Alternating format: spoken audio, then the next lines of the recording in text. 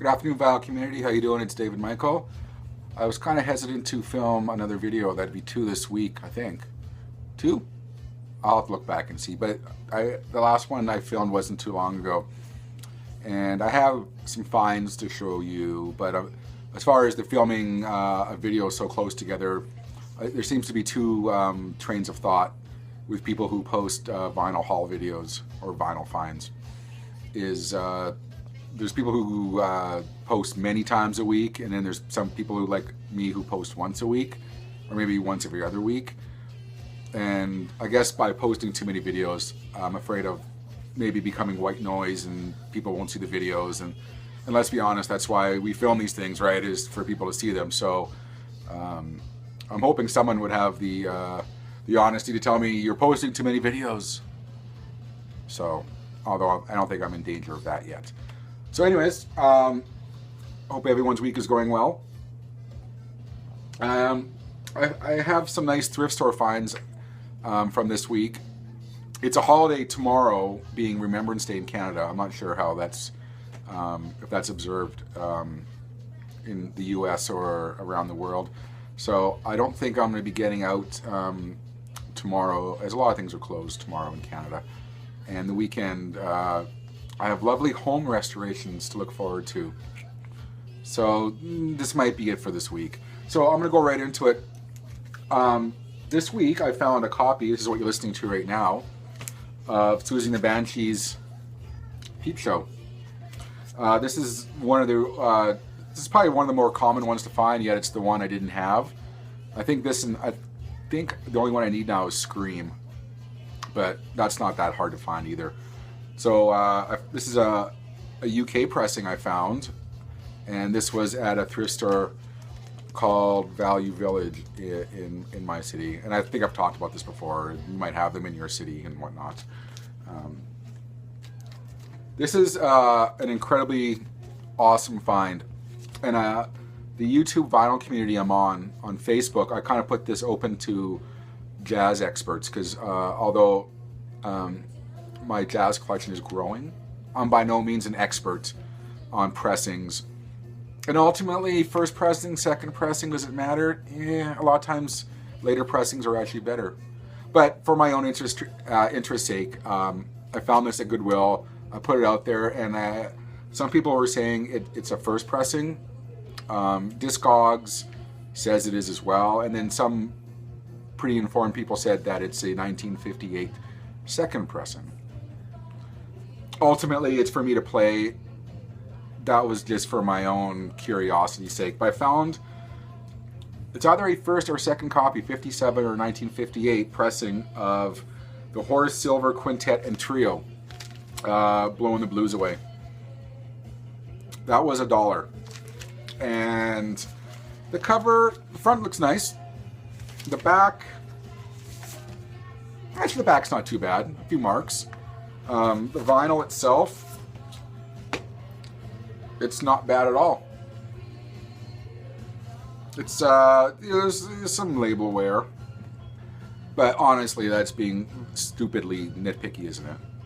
But it's probably a VG plus, if I'm being ultra conservative.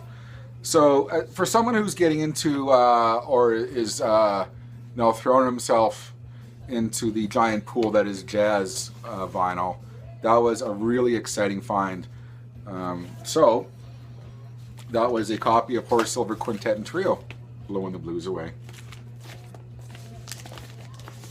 Sorry. My next thrift store find is actually an album that I've had in my Discogs cart, although I don't like to shop Discogs for many reasons, but I don't think I've had a bad experience on it. But it's been in, I have a cart going, and it's more or less to remind me of things I'm looking for. And also it's been on many watch lists I've had on eBay. It's one of my favorite kind of albums from the 90s, Jesus Jones Liquidizer.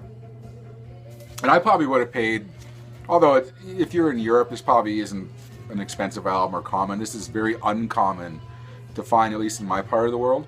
So I would have paid easily 20 bucks for it, but I didn't. I got this at Goodwill. So a big one off my want list is done on that one.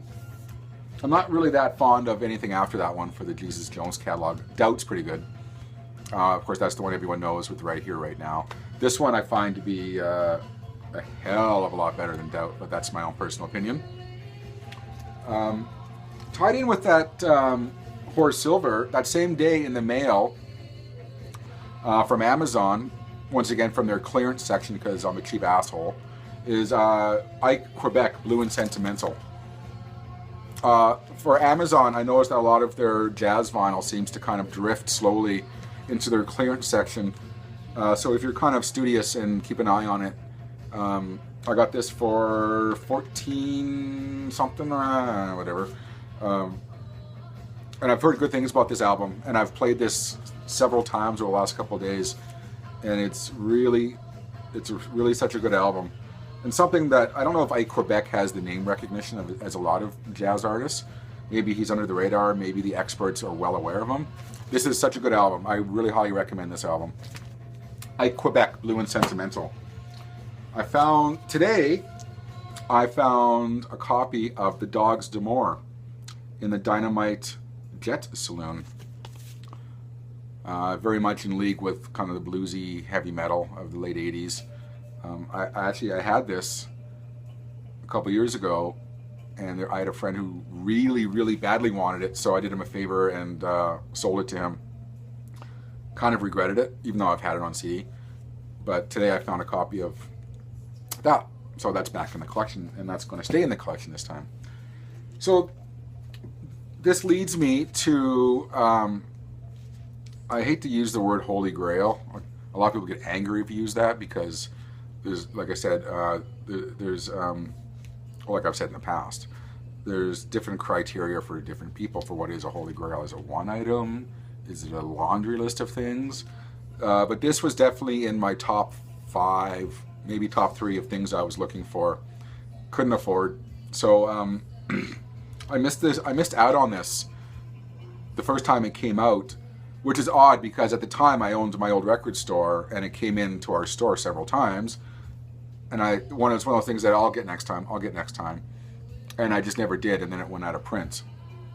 That's my bad. But today I found a sealed copy of Chris Bell, I Am the Cosmos. If you know this album, then you know it. If you don't, Chris Bell was in Big Star for their first album, #1 record. And he left Big Star after this first album, and then there's a documentary on Netflix about Big Star I highly recommend. Then he went off to England, tried to get a record deal, recorded these demos, and this was released after he died, I believe in the late 70s, maybe early 80s, I can't remember exactly.